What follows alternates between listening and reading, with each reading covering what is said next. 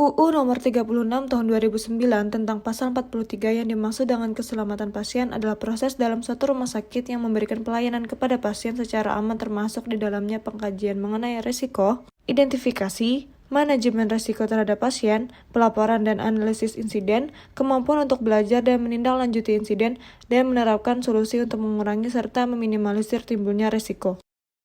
Sasaran dari pasien safety yang pertama, kejadian tidak diharapkan, kejadian yang tidak dapat dicegah, kejadian nyaris cedera, kesalahan medis, insiden keselamatan pasien, dan kejadian sentinel. Pasien diberikan gelang identitas dengan tujuan untuk mencegah terjadinya kesalahan dalam pemberian pelayanan atau pengobatan tertentu selama di rumah sakit. Ada 4 hal yang perlu diperhatikan dalam mengidentifikasi pasien, yaitu nama pasien, tanggal lahir pasien, nomor rekam medis pasien, serta nomor induk kependudukan.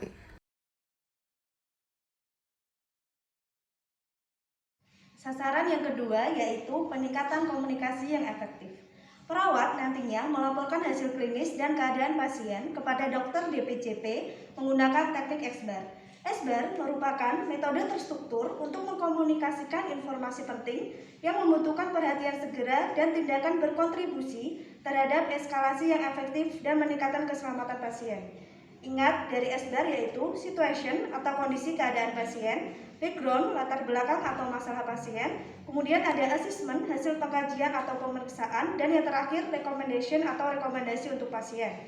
Perawat akan mencatat dan mengkonfirmasikan ulang kepada dokter terkait tindakan selanjutnya dari laporan tersebut.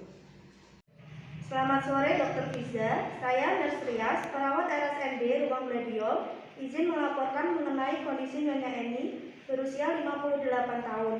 Saat ini beliau sedang demam tinggi.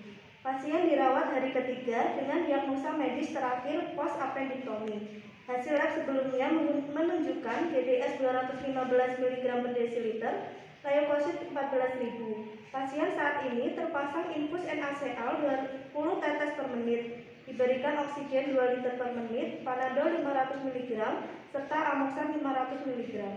Saat ini suhunya mencapai 40 derajat Celcius, menggigil, ekstremitas tinggi, balance cairan minus 100 cc per 6 jam, luka operasi basah namun tidak ada pus.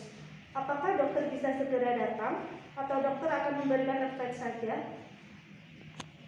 Oh iya, maaf saya nggak bisa datang karena saya sedang di luar ada urusan. Jadi saya mau memberikan arti saja. Tolong berikan obat A dosis sekian melalui IV dan obat B dosis sekian melalui IV. Baik dokter, jadi kepada Nyonya Eni diberikan obat A dosis sekian melalui IV dan juga obat B dosis sekian melalui IV. Benar begitu dokter? Oke, baik dokter, terima kasih atas akses yang diberikan. Mohon maaf apabila mengganggu waktunya. Baik dokter, terima kasih.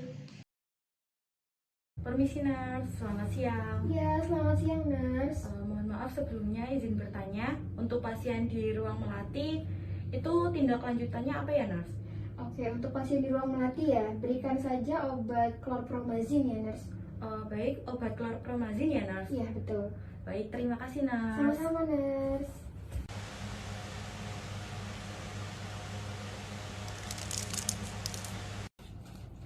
Permisi Ibu. Iya Nurse. Untuk tindakan selanjutnya, ini akan saya berikan obat yang harus diminum 2 kali sehari. Oh, Ji, terima Untuk kasih pasien. Nurse. Ya, sama-sama Ibu. Permisi.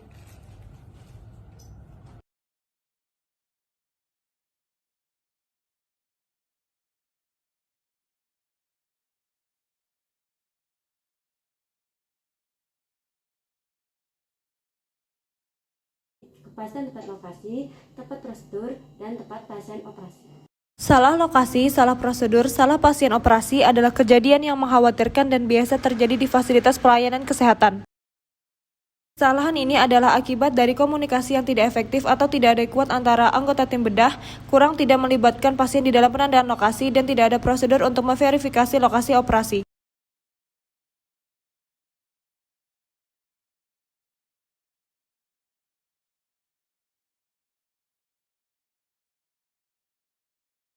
Laksana atau penandaan adalah tindakan pemberian tanda identifikasi khusus untuk penandaan sisi kanan atau kiri pada pasien yang akan dilakukan tindakan operasi dengan prosedur yang tepat dan benar.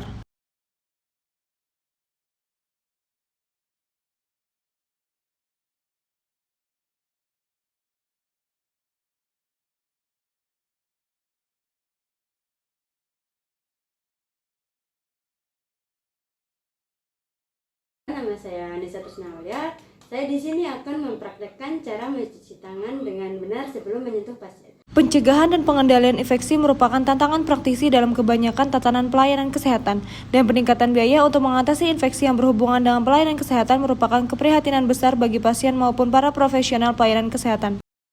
Tujuan pelaksanaan cuci tangan menurunkan kontaminasi tangan dengan kuman patogen, mencegah penularan ke daerah yang tidak terkontaminasi, tercapainya kinerja yang efektif, efisien, dan cepat dalam kegiatan pelaksanaan cuci tangan biasa untuk semua staf. Cuci tangan dilakukan sebelum menyentuh pasien, sebelum melakukan tindakan, sesudah resiko terpapar dengan cairan tubuh, sesudah menyentuh pasien, dan sesudah menyentuh lingkungan sekitar pasien.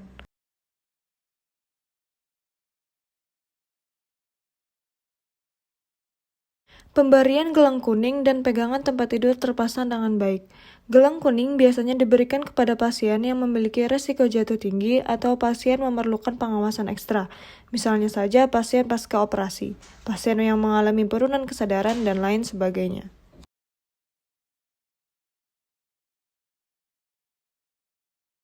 Sekian video sosialisasi pasien safety dari kami. Wassalamualaikum warahmatullahi wabarakatuh.